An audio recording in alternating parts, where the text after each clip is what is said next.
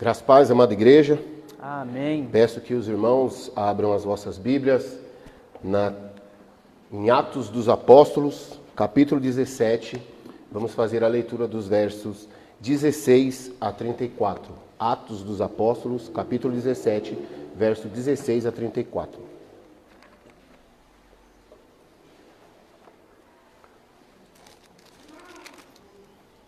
Enquanto Paulo os esperava em Atenas, o seu espírito se revoltava em face da idolatria dominante na cidade.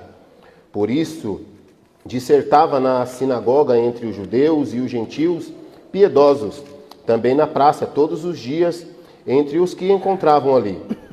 E alguns dos filósofos epicureus e estoicos contendiam com ele, havendo quem perguntasse: que quer dizer este tagarela? E outros: parece pregador de estranhos deuses, pois pregava a Jesus e a ressurreição.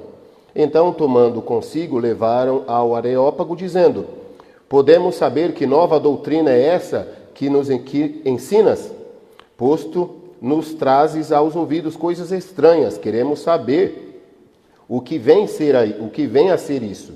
Pois todos os de Atenas e os estrangeiros residentes de outra coisa não cuidavam senão dizer a ouvir das últimas novidades. Então Paulo, levantando-se no meio do Areópago, disse: senhores atenienses, em tudo vos vejo acentuadamente religiosos, porque passando e observando os objetos do vosso culto, encontrei também um altar no qual está escrito: ao Deus desconhecido, pois esse que adorais sem conhecer é precisamente aquele que vos anuncio, o Deus que fez o mundo e tudo que nele existe, segundo ele, Senhor do céu e da terra, não habita em santuários feitos por mãos humanas, nem é servido por mãos humanas como se de alguma coisa precisasse, pois ele mesmo é quem a todos dá vida, respiração e tudo mais. De um só fez toda a raça humana para habitar sobre toda a face da terra, havendo fixado os tempos previamente estabelecido e os limites de sua habitação, para buscarem a Deus, se porventura, tateando, possam achar bem que não está longe de cada um de nós. Pois nele vivemos e nos movemos e existimos, como alguns de vossos poetas têm dito. Porque dele também somos geração. Sendo, pois, geração de Deus, não devemos pensar que a divindade é semelhante a ouro, a prata ou a pedra, trabalhados pela arte e imaginação do homem. Ora, não levou Deus em conta os tempos de ignorância. Agora, porém, notifica aos homens que todos, em toda parte, se arrependam. Portanto, estabeleceu um dia em que há de julgar o mundo com justiça, por meio de um varão destinado, e acreditou diante de todos, ressuscitando dentre os mortos. Quando ouviram falar da ressurreição dos mortos, uns escarneceram, e outros disseram: a respeito disso te ouviremos em outra ocasião. A essa altura Paulo se retirou do meio deles. Houve, porém, alguns homens que se agregaram a eles e creram. Entre eles estavam Dionísio, o Areopagita, e a mulher chamada Damaris, e com eles outros mais. Feche seus olhos, oremos novamente. Soberano Deus, eterno Pai, graças te damos por tua palavra. Queremos, ó Deus, que o Senhor fale conosco através da tua palavra, usando, ó Deus, do teu servo, para que não seja o que eu queira dizer ou aquilo que eu acho, ó Deus, mas sim o que a tua palavra quer nos dizer nesta manhã. Que possamos, ó Deus e meu Pai, ouvir da tua palavra, ser exortados por ti e que possamos colocar em prática na nossa vida. Amém. É o nosso pedido e a nossa oração, em nome de Cristo. Amém. Amém, Senhor. No ano de 2006, aproximadamente 10 anos antes da minha conversão, estava eu em um bar e um amigo me chegou e disse: André, você precisa assistir um filme. E ali me entregou um DVD. Eu nunca fui muito apreciador de filmes, mas naquele dia, não sei o porquê, peguei muitas bebidas e fui para casa e decidi assistir aquele filme, intitulado Chamas da Vingança, com o ator Denzel Washington. E a narrativa daquele filme dizia a respeito de um homem que tinha cometido vários assassinatos, um homem que tinha a sua consciência perturbada e um homem que se encontrava em um estado de alcoolismo em extremo, um homem que não queria mais viver. Então ele sai dos Estados Unidos e vai para a cidade do México, claro que no México, e ali encontra com um antigo amigo. E esse homem, vendo a situação de crise, ele diz que iria ajudá-lo e arruma um emprego para ele. E ele vai trabalhar na casa de uma menina chamada Lupita Ramos. Então ele vai ser segurança daquela menina. E aquela menina a todo tempo tenta fazer amizade com Chrissy, mas Chrissy maltrata aquela menina. E aquela menina é insistente, ela consegue fazer amizade com Chrissy, e Chrissy volta a sorrir e tem sentido novamente a sua vida. Porém, o pai de Lupita Ramos era um acionista e fez um mau negócio e perdeu praticamente tudo. Então ele, combinado junto com seu advogado, eles forjam o sequestro daquela menina. E então Chrissy ali atira em algum dos sequestradores, matando alguns, e leva vários tiros, e Lupita Ramos é sequestrada.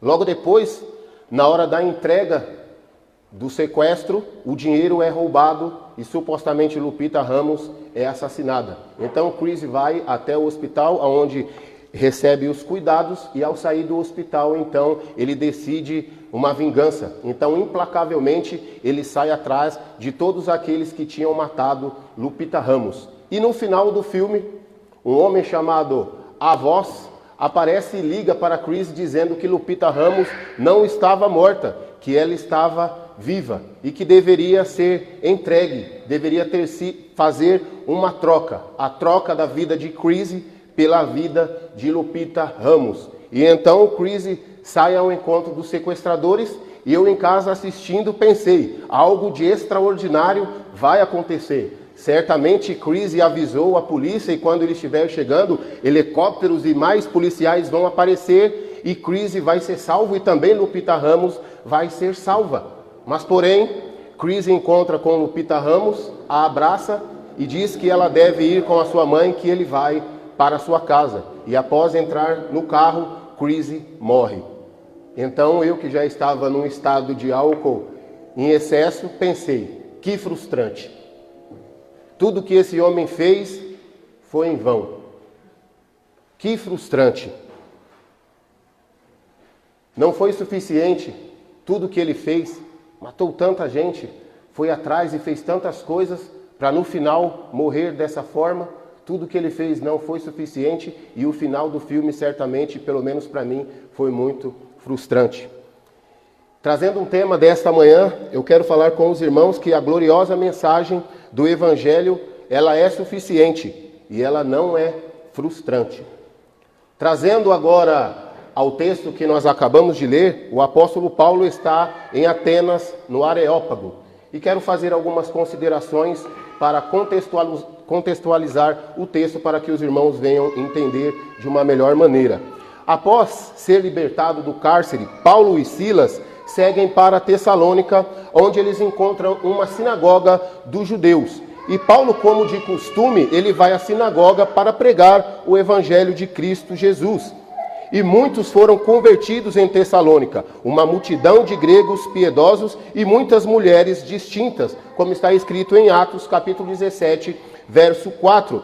Mas aqueles judeus, movidos de inveja, arrastaram um homem de nome Jasson até a prisão, acusando de tumulto e de hospedar em sua casa homens que afirmavam ser Jesus, um outro rei, ali falando de Paulo e Silas. Então aqueles irmãos, durante a noite, enviaram Paulo e Silas para Bereia. E ali chegando, novamente eles se dirigiram à sinagoga dos judeus. Entretanto, em Bereia, eles eram mais nobres do que os de Tessalônica, pois todos os dias eles analisavam as Escrituras, estudavam para saber se o que Paulo realmente pregava era verdade, se o que Paulo pregava era realmente a palavra de Deus. Mas os judeus de Tessalônica souberam que a palavra de Deus estava sendo anunciada pelo apóstolo Paulo e foram até lá perturbar e causar tumulto. Por conta de tais acontecimentos, os irmãos se reuniram novamente e levaram Paulo até a cidade de Atenas. Porém, Silas e Timóteo ficaram ali. E chegando em Atenas, Paulo observou toda a cultura grega. Viu os templos, os altares, as esculturas e todas as estátuas. Para ele, tais artefatos eram meros objetos artísticos, mas objetos de uma religião pagã. Nessa cidade, a idolatria, o apóstolo Paulo queria introduzir o evangelho de Cristo Jesus. Apesar dos judeus terem uma sinagoga onde podiam pregar aos sábados, ele tinha que confrontar aqueles filósofos atenienses com ensinamentos sobre Cristo Jesus. Então, Paulo deveria apresentar o evangelho de maneira inteligível e direta. Em vez de ficar maravilhado diante dos lugares magníficos, Paulo conseguiu apenas ver uma cidade repleta de ídolos e ele se entristeceu muito. Mas notem que Paulo não era um homem ignorante ou um homem insensível à cultura. Ele olhou além das fachadas e da belíssima arquitetura. Ele viu uma comunidade de pessoas que estavam condenadas a uma eternidade sem Cristo. Sabia que aquela gente estava dando a ídolos de pedra toda a honra e toda a glória que era pertencente e exclusiva a Deus. E Paulo continuou a trabalhar da mesma forma como trabalhara nas cidades anteriores onde ele passou. E ele se dirigiu à sinagoga e à praça pública e pregou a Cristo, pregando aos gentios piedosos uma referência àquelas pessoas que já conheciam suficientemente sobre o Criador para adorá-lo. E também pregou aos judeus e aos pagãos. E alguns filósofos epicureus e estoicos contendiam com o apóstolo Paulo, e havendo até quem lhe perguntasse: que quer dizer esse tagarela? E outros diziam: parece ser pregador de estranhos deuses, pois pregava a Jesus e a ressurreição. O apóstolo Paulo não chamou a atenção daqueles filósofos intelectuais por sua erudição, mas por conta de uma pregação que os confrontava diretamente.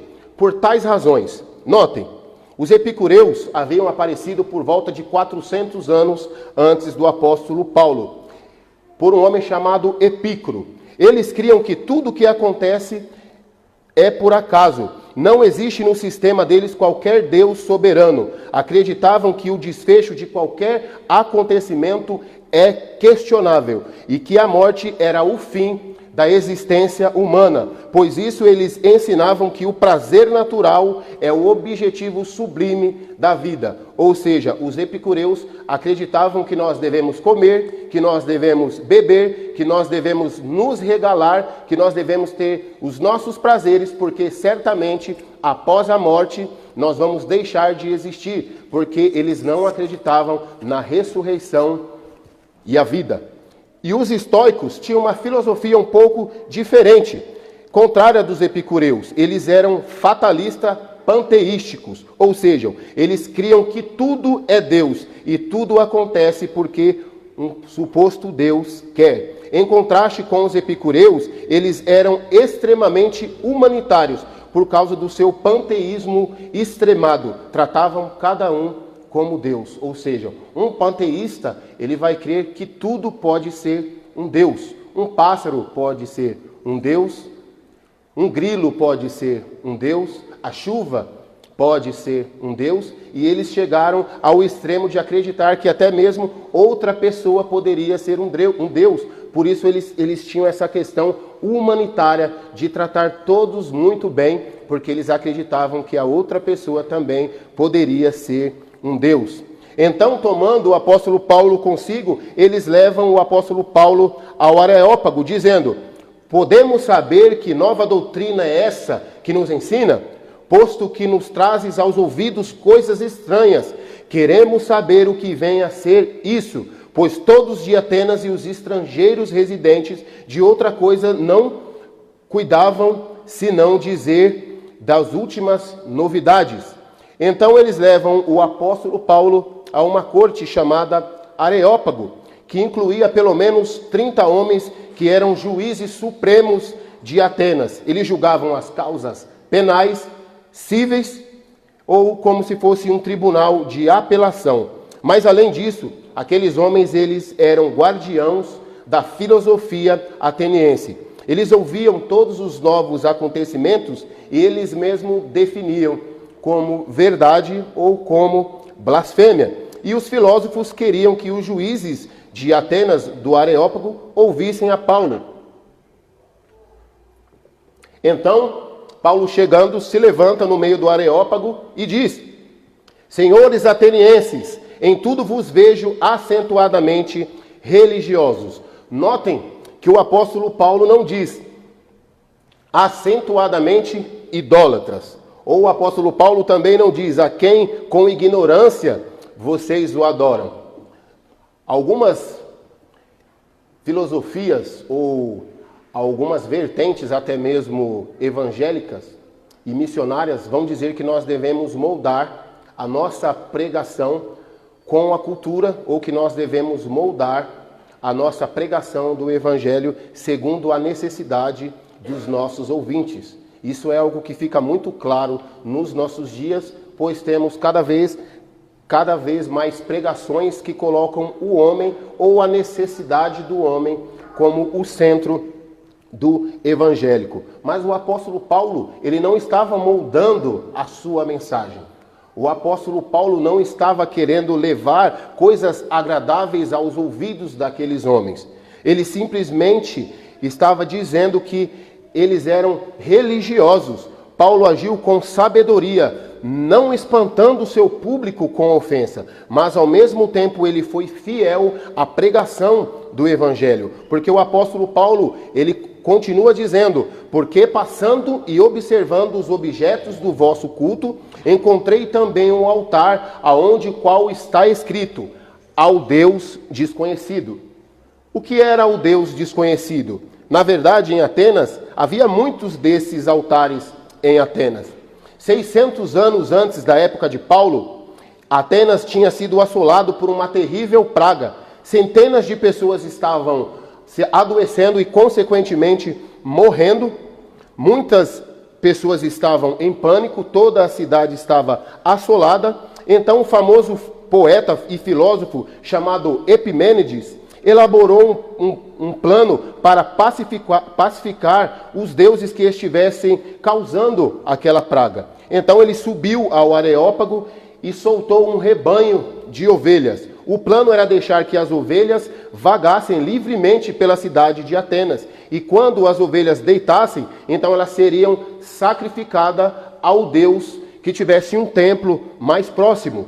Entretanto, quando as ovelhas foram soltas, muitas acabaram se deitando onde não havia qualquer templo por perto. Então, Epimênides decidiu sacrificar as ovelhas e erigir altares, quer que houvessem onde elas tivessem deitado, somente para ter certeza que nenhuma divindade tinha sido esquecida. Aqueles homens estavam tão apavorados que eles então começaram a levantar altares, aonde algumas ovelhas deitaram e não existia nenhum certo tipo de templo ou de altar por perto. Então erigiam-se novos altares ou templos e ali eram colocados ao Deus desconhecido. Mas as pessoas erigiam esses altares, sem dúvida, foi isso que o apóstolo Paulo avistou. Então Paulo afirmou com ousadia: conheço esse Deus desconhecido, permitam-me contar a vocês quem ele é. Então, com grande autoridade, contou-lhes com clareza e minuciosamente quem Deus é.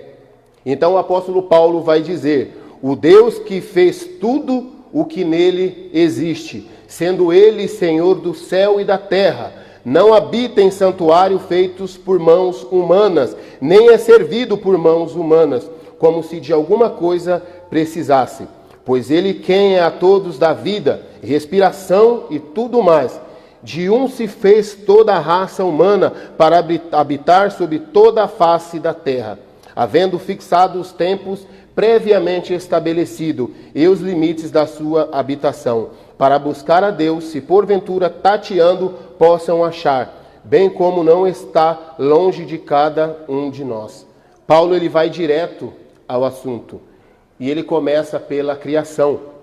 Então, Paulo identificou o Senhor como Criador, quando ele disse: Deus que fez o mundo e tudo que nele existe. O apóstolo Paulo levando a certeza para aqueles homens que Deus era o Criador de tudo o que existe. E o apóstolo Paulo também disse a eles que Deus é o sustentador de toda a vida, quando ele afirmou: Ele mesmo é quem a todos dá vida e respiração e tudo mais. Ou seja, o apóstolo Paulo está dizendo: se vocês estão em pé, aqui me ouvindo, é porque o Senhor está sustentando. E até mesmo a respiração de todos vocês não depende de vocês, mas depende de Deus, porque Ele é o sustentador de toda a vida. O apóstolo Paulo também disse que Deus, Ele é soberano, quando Ele disse: sendo Ele Senhor do céu e da terra, de um só fez toda a raça humana para habitar sobre toda a face da terra, havendo fixado os tempos previamente estabelecidos e os limites da sua habitação. O apóstolo Paulo também afirmou que Deus é onipresente, quando ele diz: Deus não está longe de cada um de nós. O que o apóstolo Paulo estava dizendo àqueles filósofos atenienses é que eles deveriam buscar a Deus, quando na sua palavra ele vai dizer tateando, ou seja, dizendo que eles poderiam encontrar a Deus e que certamente Deus não está distante, ou seja, que é um dever de toda criatura adorar ao seu Criador. E o apóstolo Paulo continua dizendo: pois nele vivemos e nos movemos e existimos, como algum dos vossos poetas tem dito, porque dele também somos gerações. Ou geração. Então essa primeira frase que o apóstolo Paulo cita, ele está citando nada mais do que Epimênides, aquele poeta, aquele filósofo que fez os altares, que erigeu altares ao Deus desconhecidos. E a segunda frase que o apóstolo Paulo parafraseou é: dele somos geração. E isso foi dita muito tempo atrás por um filósofo chamado Arados. Então Paulo estava aproveitando a situação e declarando que o Deus verdadeiro, que eles não conheciam, é o Criador, sustentador e soberano de todo o universo, citando alguns poetas gregos como prova que o Criador soberano deve existir. Sendo, pois, geração de Deus, não devemos pensar que a divindade é semelhante a ouro, ou a prata, ou a pedra, trabalhados por arte de imaginação de homem. Paulo estava dizendo: se Deus nos fez, como alguns dos filósofos de vocês indicaram, o próprio Deus deve ser maior do que qualquer imagem feita por mãos humanas. Era como se Paulo estivesse esmagando todos os ídolos deles. Se Deus é realmente o ser soberano e supremo, que até mesmo os vossos poetas reconhecem que ele quer ser, não podemos conhecê-lo por meio de um altar, ou por meio de um santuário, ou por qualquer outra coisa de uma imaginação humana, ou por algo esculpido por mãos humanas. Então o apóstolo Paulo, agora, ele vai terminar dizendo: aqueles homens que, notem, naquela época eram os homens atenienses, Atense era conhecida como a capital do saber.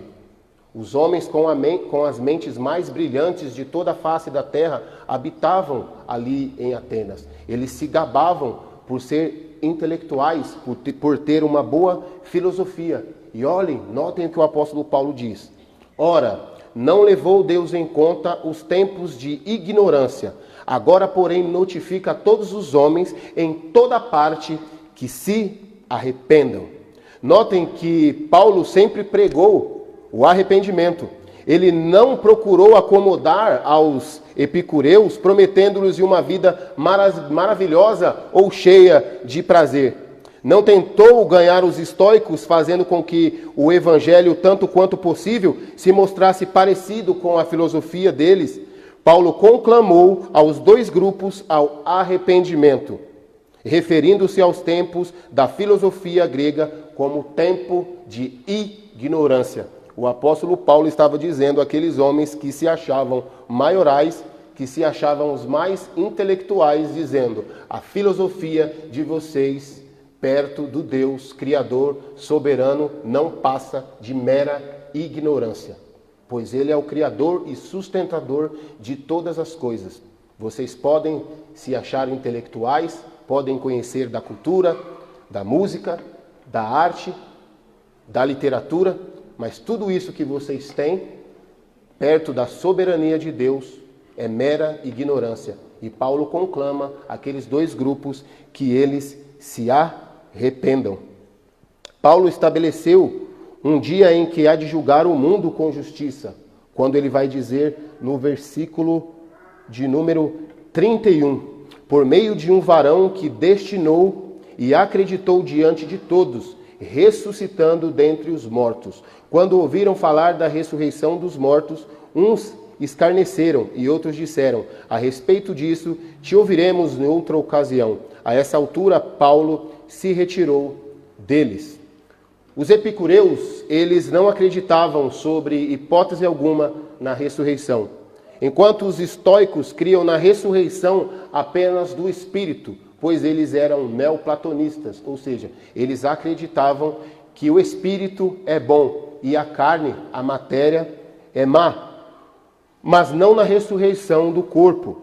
Talvez por se sentirem ofendidos à chamada de Paulo ao arrependimento, responderam coletivamente, escarnecendo do apóstolo Paulo. O cenário parece frustrante e desanimador. Depois de tantas lutas, perseguições, por ser perseguido em Tessalônica, de ter sido enxotado de Bereia, de chegar em Atenas e trabalhar tanto, o apóstolo Paulo, pregando aqueles homens, ele vai até o Areópago e simplesmente no final de seu sermão, eles dizem: talvez te ouviremos em outra ocasião. E outros simplesmente escarneceram do apóstolo Paulo e deixaram. Mas notem que o verso de número 34 vai nos dizer assim: houve, porém, alguns homens que se agregaram a ele e creram. Entre eles estavam Dionísio, o Areopagita, e uma mulher chamada Damaris, e com eles outros mais. Notem que todo o esforço do apóstolo Paulo, ele falando aos homens mais inteligentes, talvez de toda a era da humanidade, dizendo àqueles homens que toda aquela intelectualidade não passava perto de Deus, de mera ignorância, eles escarneceram do apóstolo Paulo, deixaram o apóstolo Paulo como se falando sozinho, mas o texto vai dizer que um homem chamado Dionísio, ele se converte. E quem é Dionísio?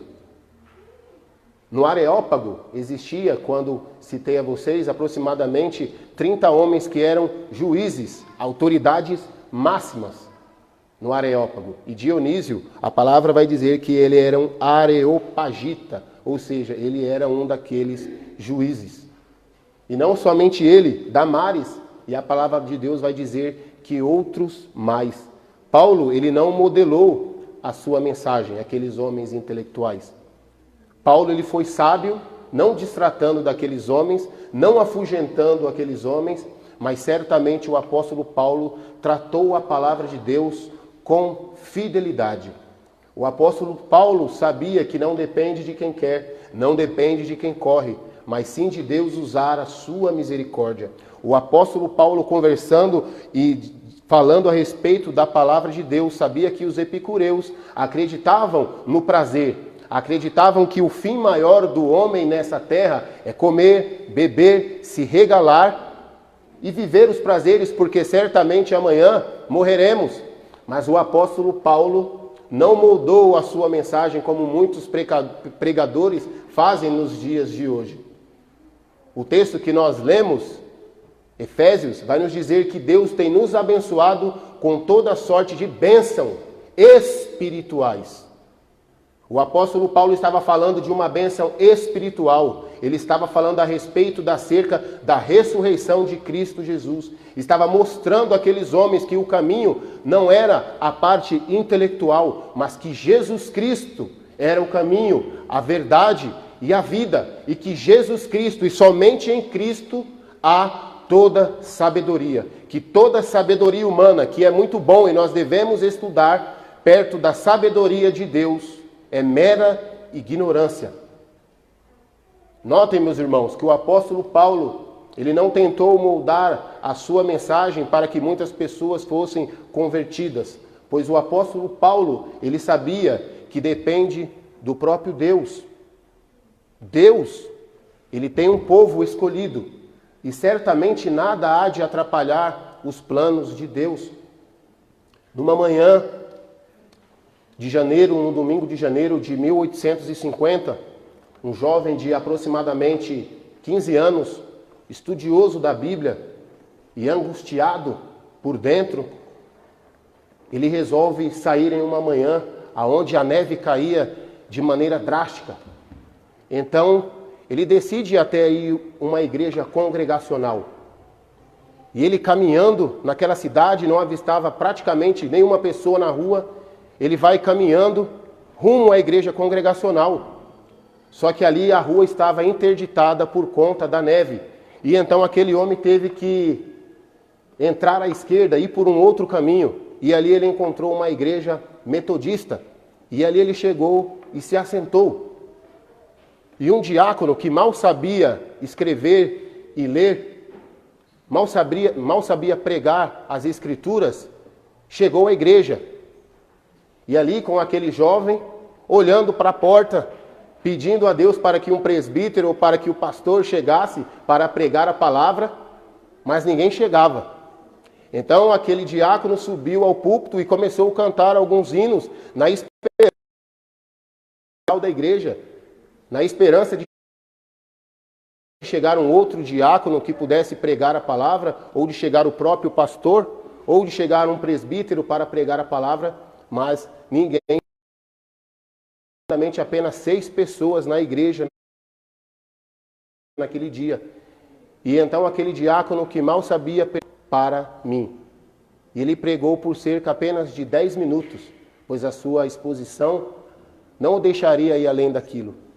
Mas aqueles 10 minutos foram suficientes para depende de mim. Ele não depende de você, mas ele depende do próprio Deus. Feche seus olhos e oremos novamente. Soberano Deus, eterno Pai, graças te damos, ó Deus, por teu amor, por tua graça e tua misericórdia. Te rogamos, ó Deus, que o Senhor continue nos abençoando, venha de encontro às nossas necessidades espirituais. Ó Deus, que o Senhor não nos deixe cair na armadilha, ó Deus e meu Pai, de moldar a nossa pregação com o público ou com o ouvinte, mas que nós venhamos a ter sabedoria, assim como o apóstolo Paulo teve muita sabedoria, ó Deus e meu Pai, a nosso caminho, para que possamos pregar a Tua palavra com toda retidão e com toda fidelidade, ó Pai, pois não depende de quem corre, não depende de quem quer, mas depende do Senhor usar a Tua misericórdia. Ó Deus, fica conosco e nos abençoe.